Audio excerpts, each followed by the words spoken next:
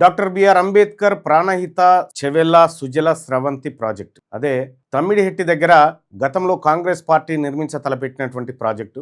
కేవలం 30,000 కోట్లతోనే ఆ ప్రాజెక్టును నిర్మించాలనేటువంటి లక్ష్యంతో జలయజ్ఞంలో భాగంగా ఆ కార్యక్రమాన్ని ప్రారంభించింది కాంగ్రెస్ పార్టీ. దానికోసం దాదాపుగా 10,000 కోట్లను వివిధ పైప్ లైన్ల పేరిట, కాలువల పేరిట అప్పటికే ఖర్చు చేసింది. మరొక 20,000 కోట్ల రూపాయలు ఖర్చు చేస్తే దాదాపు ఇప్పుడు కేసీఆర్ చెప్పిన కాళేశ్వరం ప్రాజెక్టు పూర్తయిపోయేది. అయితే కేసీఆర్ అధికారంలోకి వచ్చిన తర్వాత 2015 నుంచి రీడిజైన్ల నాటకానికి తెరలేపిండు. లేపిన తర్వాత ఏం జరిగింది ఏందనేది చూసే కంటే ముందు ఈరోజు కాళేశ్వరం పైన హరీష్ రావు ఏం మాట్లాడుతూ ఉన్నాడు. తక్షణమే ప్రభుత్వం మోటార్లు ఒత్తాలే, నీళ్లు తీసుకురావాలని చెప్పి కోరుతా ఉన్నాం.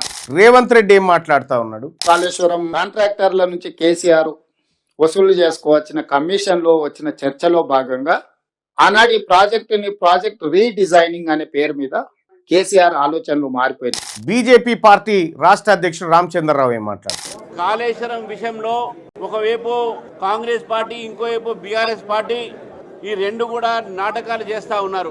ఇద్దరు కలిసి పెద్ద డ్రామేశ్వర్ చేస్తా ఉన్నారు. వీళ్ళు చూసిరు కదా ఇలా మాటలు. అసలు నిజంగా కాళేశ్వరంలో తెలంగాణ ప్రజలకు తెలియాల్సిన అంశం ఏంది? ఒక ఆయన్నేమో కరువు సమయంలో పంపులు ఆన్ చేసి నీళ్ళు ఎత్తిపోయాలి, రైతులకు నీళ్ళు ఇయ్యాలి అని హరీష్ రావు చెప్తా ఉన్నాడు. ఇంకోవైపు కాంగ్రెస్ పార్టీ ఏమో కమిషన్ల కోసమే కాళేశ్వరం దుకాణం తెరిచింది అప్పట్లో కేసీఆర్ అని రేవంత్ రెడ్డి. వీళ్ళు కాళేశ్వరం పేరుతోని డ్రామాలు ఆడుతున్నారని చెప్పి భారతీయ జనతా పార్టీ. ఈ ముగ్గురు నాయకత్వం వీళ్ళు తెలంగాణ జనాన్ని ఏ విధంగా పిచ్చోళ్ళని చేస్తూ ఉన్నారు. అసలు కాళేశ్వరం ప్రాజెక్ట్ ఏంది మనకు కొన్ని బేసిక్స్ అయితే తెలవాలి. ఇది తెలిసిన తర్వాత వీళ్ళు మాట్లాడే మాటలు, వీళ్ళ వెనకాల ఉన్నటువంటి డ్రామా అంతా మనకు అర్థమవుతుంది. ఇవాళ వాళ్ళు మాట్లాడినట్టు, రేవంత్ రెడ్డి గారు మాట్లాడినట్టు, వీళ్ళు కమిషన్ల కోసమే గట్టిరని చెప్పి బీఆర్ఎస్ను విమర్శించినట్టు, ఇటు బీఆర్ఎస్ పార్టీ నీళ్ళు ఎత్తిపోయాలే, రైతాంగం మీద ఏదో ప్రేమ ఒలకబోస్తున్నట్టు, ఇటు భారతీయ జనతా పార్టీ వీళ్ళిద్దరిని డ్రామాలుగా చూపిస్తున్నట్టుగా ఊహాజనితమైన విషయాలు కాదు.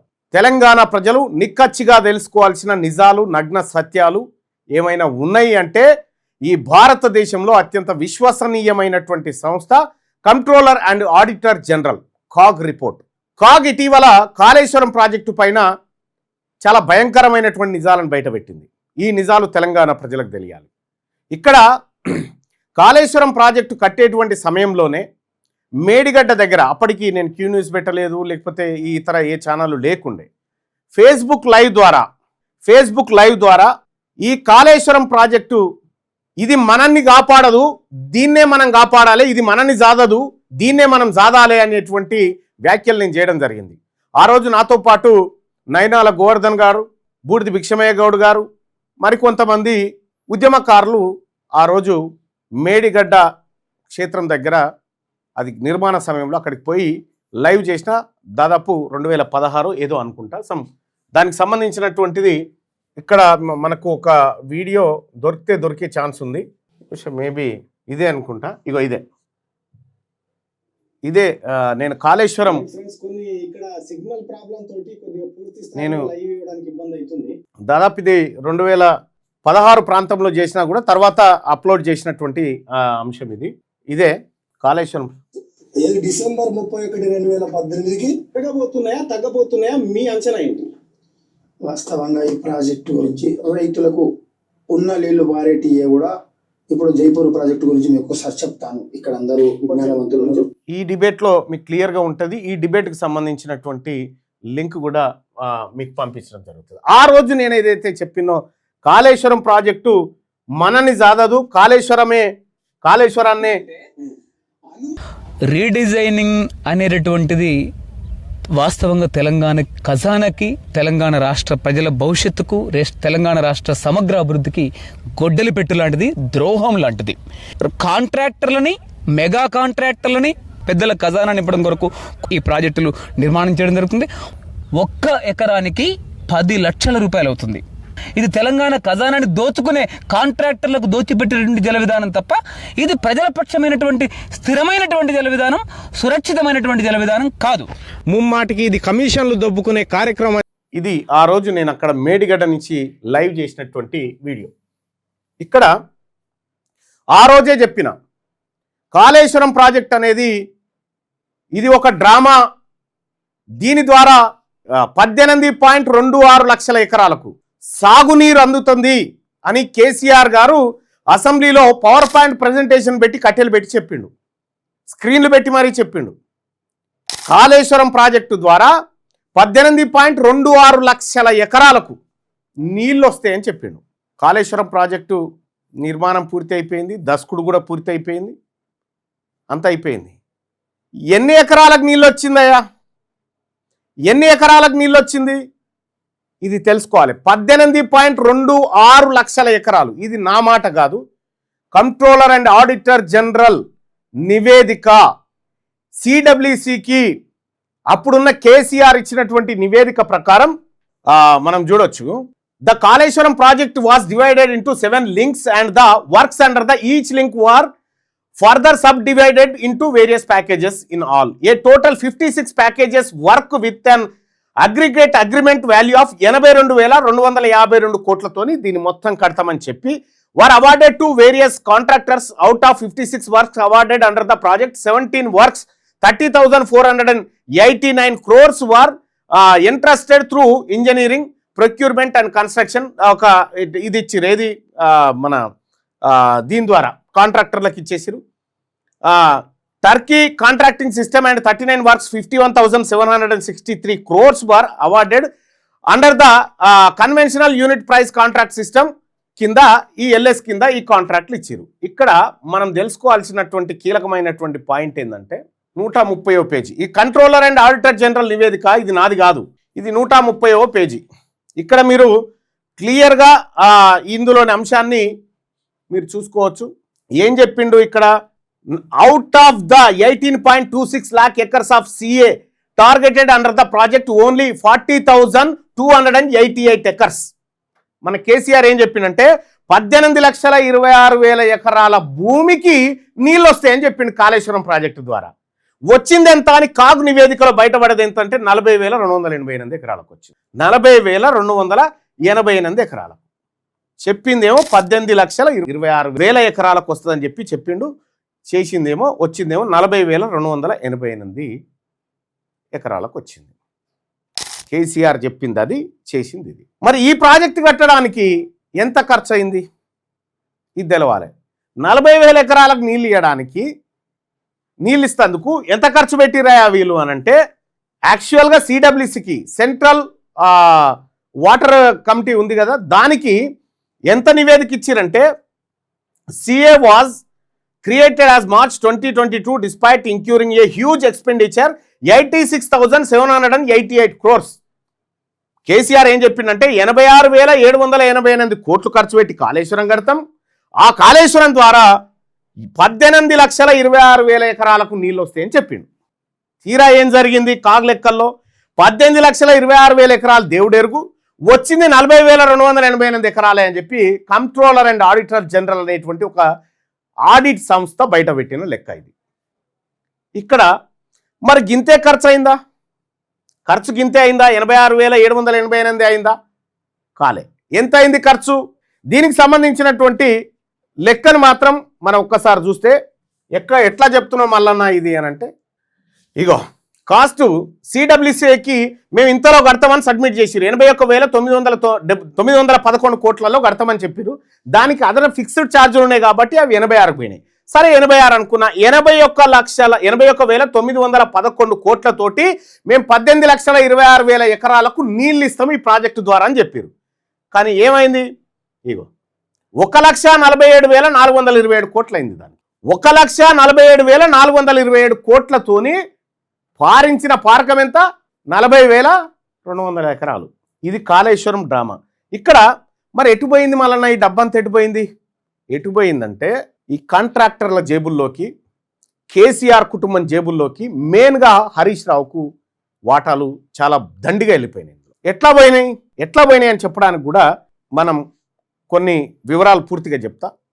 అంతకంటే ముందు ప్రాజెక్టు ఎస్టిమేషన్ అనేది ఒకటి ఉంటుంది. ఏంది? మనం రూపాయి ఖర్చు పెడితే మనకి ఎంత లాభం వస్తుంది అనేటువంటిది రేషియో చూపించాలి. ఒక రూపాయి ఖర్చు పెడితే మనకి ఎంత లాభం వస్తుంది అనేటువంటి రేషియో చూపించాలి. కేసీఆర్ ఏం చేసిండు ఎరికేనా? మనం కాళేశ్వరం ప్రాజెక్టు మీద రూపాయి ఖర్చు పెడితే ప్రభుత్వానికి ₹1.52 వస్తుందని చెప్పిండు. కాళేశ్వరం మీద రూపాయి ఖర్చు పెడితే ప్రభుత్వానికి లేదా ప్రజలకు ₹1.5 లాభం వస్తుందని చెప్పిండు. ఇక దానికి సంబంధించినటువంటి లెక్క కూడా మనం ఒక్కసారి చూసుకుందాం. 74వ పేజీలోకి వెళ్తే మనకి లెక్కలు ఉన్నాయి. ఏం చెప్పిండు? ₹1.51 వస్తాయని చెప్పిండు. రూపాయి ఖర్చు పెడితే ₹1 ఖర్చు పెడితే ₹1.51 లాభం వస్తుందని చెప్పిండు. వచ్చింది ఎంత అంటే 0. రూపాయి పెడితే 52 పైసలు వచ్చింది. 48 పైసలు బీకినాయి. కాళేశ్వరం ప్రాజెక్టు కథ. రూపాయి పెడితే ₹1.5 వస్తుందని చెప్పిండు. వచ్చిందేమో 52 పైసలు వచ్చింది. ఇది వచ్చినటువంటి లెక్క. అంటే కాళేశ్వరం వల్ల లాభం జరిగిందా నష్టం జరిగిందా హరీష్ రావు చెప్పాలి. మోటార్ లాంచ్ చేయి జల్ది ఎత్తిపోయి అని చెప్తా ఉన్నాడు కదా. ఈ మోటార్ల కథ కూడా ఒక్కసారి మనం చూడాలి. 58వ పేజీకి పోతే ఇది నా లెక్క కాదు, తెలంగాణ రాజ్యాధికార పార్టీ అంతకంటే కాదు.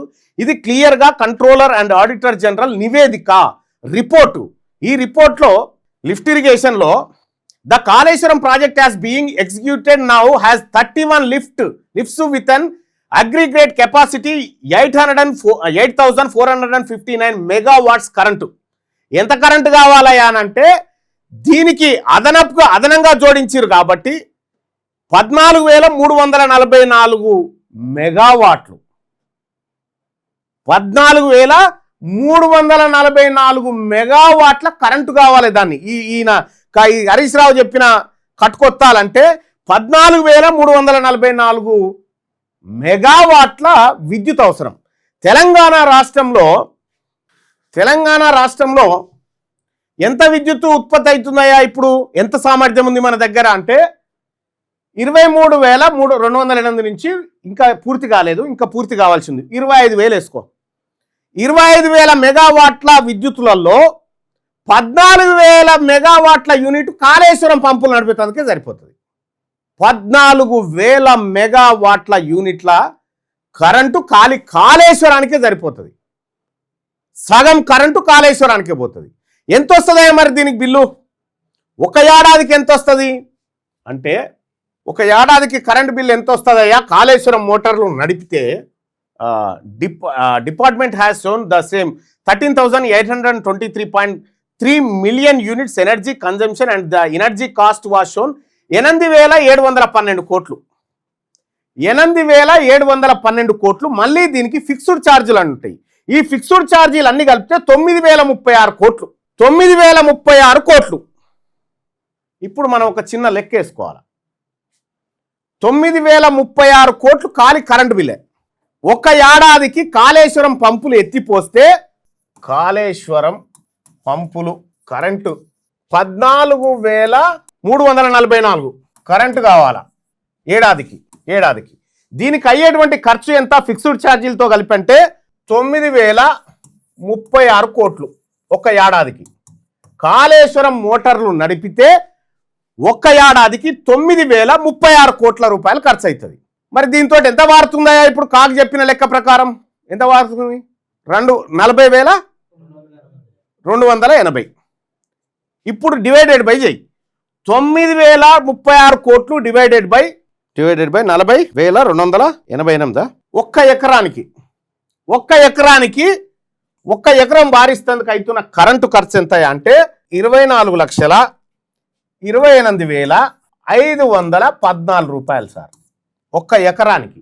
ఒక్క ఎకరా కరెంటుకు ఎకరా పారించడానికి ప్రాజెక్టు ఇంకా ఉన్నాయి కదా అంటే ఆ కాలువలు ఏం దోవలే వాడ బడున్నాయి, ఇంకా ఎక్కడ బడినాయిలే. కానీ ఒక్క ఎకరా బారించడానికి 24,28,514 రూపాయల కరెంటు బిల్లే కాలి. ఒక్క ఎకరం కరెంటు బిల్లుకి ఇంత అయితే ఆ ఎకరంలో ఏం పండించాల్సి వస్తుంది? ఏం పండిస్తే ఇన్ని పైసలు ఎంత వస్తుంది? సాధారణ ఎకరానికి వరేస్తే 50,000 వేసుకో. 50,000 వేసుకో. ఎకరానికి 50,000 లాభం వస్తున్నా కానీ నష్టమా లాభమా? ఇది మీరే ఆలోచన చేయండి. మరి ఏం చేసిండ కేసీఆర్ చేసిన కథ ఏంది? ఏమైందా? ఇట్లెందుకు అయింది కాళేశ్వరం ప్రాజెక్టు? దీని కథ ఏంది అని చూస్తే మీరు ఒక్కసారి చూడండి ఏ విధంగా కేసీఆర్ కుటుంబం దోపిడీ చేసిందో. ఇక్కడ చూడండి, మళ్ళీ ఇందులో కాంగ్రెస్ కథ ఉంది, బీజేపీది ఉంది, అది కూడా చెప్తా. ఇక్కడ మనం ఒక్క రకంగా చెప్పాలంటే ఈ కాంట్రాక్టర్లు ఉన్నారు కదా, ఈ కాంట్రాక్టర్లకు ఏ విధంగా దోపిడీ చేసి పెట్టిరు వీళ్ళు అనంటే 23. ఇది అనవసరమైన డిజైన్ల వల్ల ఇక్కడ చూడండి 767 కోట్ల రూపాయలు ఉత్తుత్త డిజైన్లకే వట్టిగానే ఖర్చు పెట్టినాయి, పనికిరాలే. Due to the engineering of the PCSS project and changes made in the project work already under execution, certain portion of work already executed and paid for had become redundant in the present scenario and an expenditure 767 crores waste fall. 767 కోట్ల రూపాయలే ఈ design బాగాలేదా ఇది మార్చి మళ్ళీ చేయమన్నందుకు 767 కోట్ల రూపాయలు design వాళ్ళకు. ఇంకా భయంకరమైనటువంటి విచిత్రం ఏంటంటే ఈ ఈఎం అండ్ హెచ్ఎం ఈ ఎక్విప్మెంట్ పేరు మీద, ఈ ఒక్క ఎక్విప్మెంట్ పేరు మీద 1342 కోట్ల రూపాయలు కాంట్రాక్టర్లకు చెల్లించారు. 1342 కోట్ల రూపాయలు ఏ పని చేయకుండా 1342 కోట్ల రూపాయలు కాంట్రాక్టర్లకు. ఈ కాంట్రాక్టర్లు ఎవరా అంటే మెగా కృష్ణారెడ్డి, మేల్ ఇంజనీరింగ్ ఉంది కదా, మెగా ఇంజనీరింగ్ ఇన్ఫ్రాస్ట్రక్చర్ లిమిటెడ్ అనే మెయిల్ ఉంది కదా, ఆ కంపెనీ వాళ్ళకి. ఇంకా గమ్మతి విషయం ఏంటంటే, ఇంకా ఇదైతే చాలా ఆశ్చర్యకరమైనటువంటి విషయం. ఈ కాగ్ రిపోర్ట్ అయ్యో మళ్ళీ వేరేది అనుకునేది. ఇక కాగ్ రిపోర్ట్ విచిత్రమైన అంశం. ఇక ఇదైతే ఇక్కడ ఈ పేజీలో క్లియర్గా కనిపిస్తూ ఉంది. ఏమని, ఒక్క మెగావాట్ పంపును 60,11,000 రూపాయలకు మేము ఇస్తామని చెప్పి, ఏది BHEL Bharat heavy electricals limited ఉంది కదా, ఇగో ఆ seen from the above table the actual cost at which mister BHEL had supply. BHEL దగ్గర పంపులు కొనుక్కొచ్చిరు. ఎవరు కొనుక్కొచ్చిరు? ఈ పంపులు కొనుక్కరాపో అని కేసీఆర్ ఏం చేసిందంటే మెగా కృష్ణారెడ్డికి ఇచ్చిండు. మెగా కృష్ణారెడ్డికి ఇస్తే ఇగో ఇవన్నీ ఇవి పంపులే, ఇవి ఇక్కడ ఉన్నాయా, ఈ పంపులు కనిపిస్తున్నాయా, మేల్ అని MEIL Megha engineering infrastructure limited అనేటువంటిది world largest multi stage water pumping station get ABB support అని చెప్పి ఈ పంపులు ఉన్నాయా. ఈ పంపులన్నీ ఎక్కడి, ఈ పంపులు మెగా ఇంజనీరింగ్ కంపెనీ తయారు చేసిన పంపులు కాదు, ఇది BHEL అనేటువంటి కంపెనీ తయారు చేసినాయి. ఇది భారత్ హెవీ ఎలక్ట్రికల్స్ లిమిటెడ్ అనేటువంటి కంపెనీ ఇక్కడ మనకి ఏడ ఉంటుంది అంటే పటాన్చెరు కాడు ఉంటుంది కంపెనీ.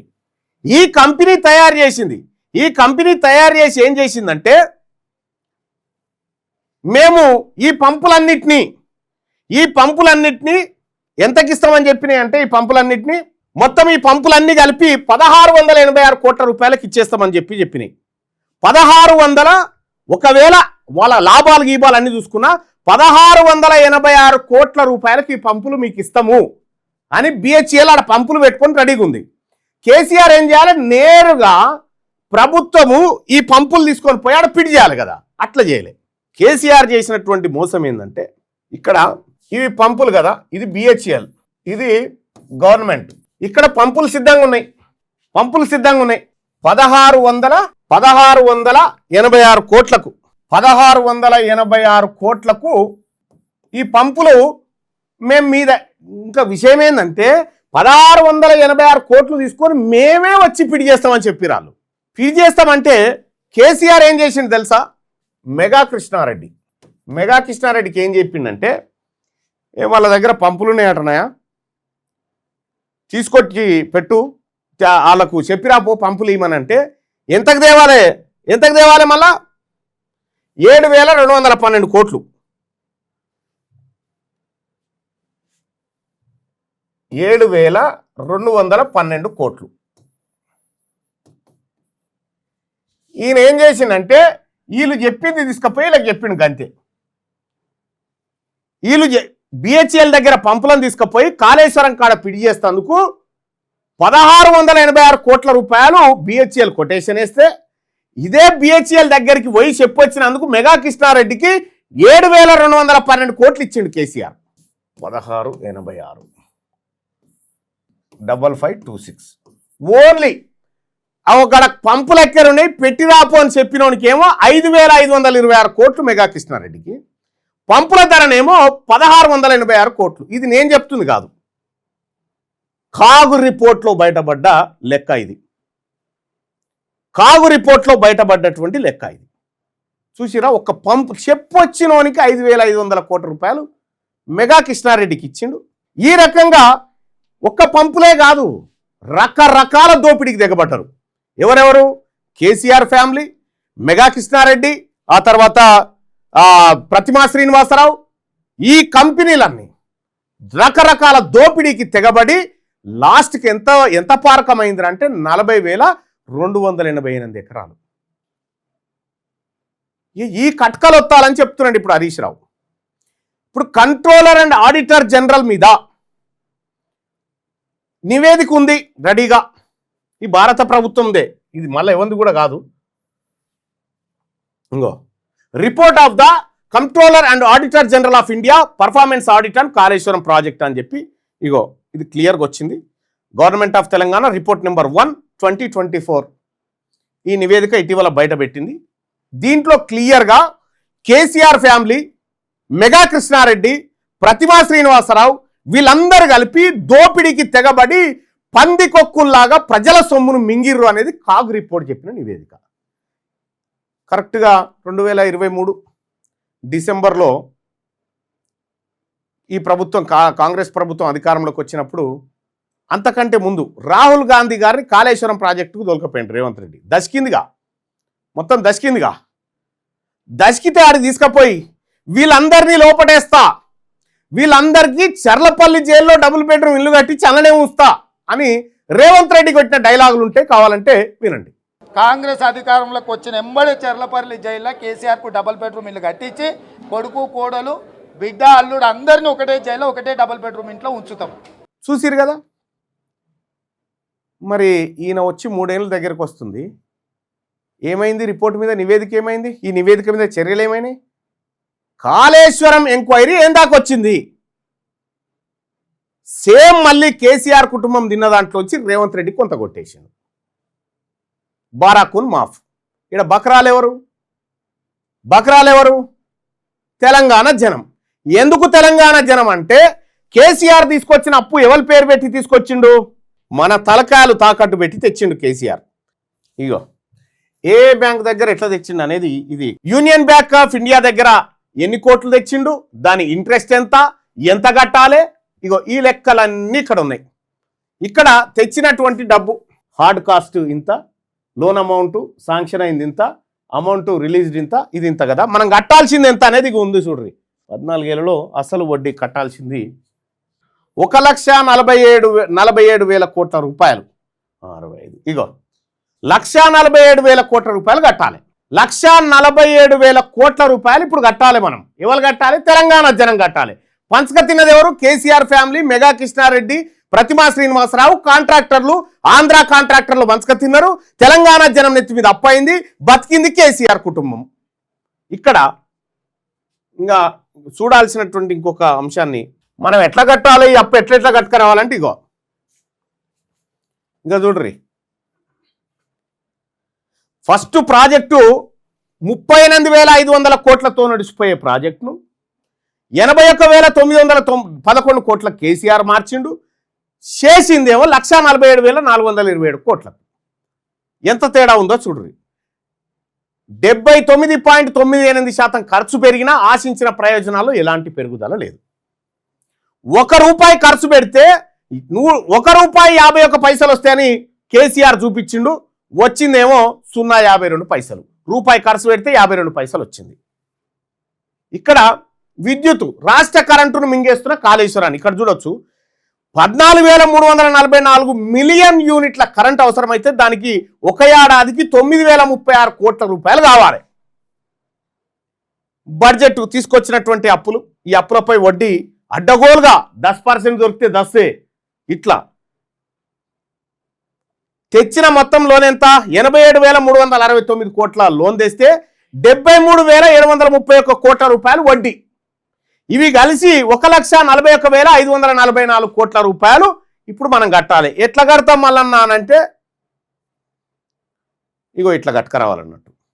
2024 ఎంత కట్టాలి, 25 ఎంత, 26 ఎంత, 27 ఎంత, 28 ఎట్లా, ఇగో ఇట్లా మొత్తం కలిసి మనం చెల్లించాల్సినటువంటిది 11,359 కోట్ల నుండి 25,109 కోట్ల రూపాయలు ప్రతి ఏడాది ఓన్లీ కాళేశ్వరం అప్పులు కట్టడానికి. మరి కాగ్ నివేదిక చెప్పింది. ఇంకా కేసీఆర్ గారి పర్ఫార్మెన్స్ మీద కొత్తగా ఇంకో సంస్థ దర్యాప్తు ఎక్కర్లేదు. కాగ్ నివేదిక మీద ఎంక్వైరీ చేసి కేసీఆర్ కుటుంబాన్ని తీసుకుపోయి లోపటేయాలి. ఒకటి అది ఈయన చేస్తలేడు.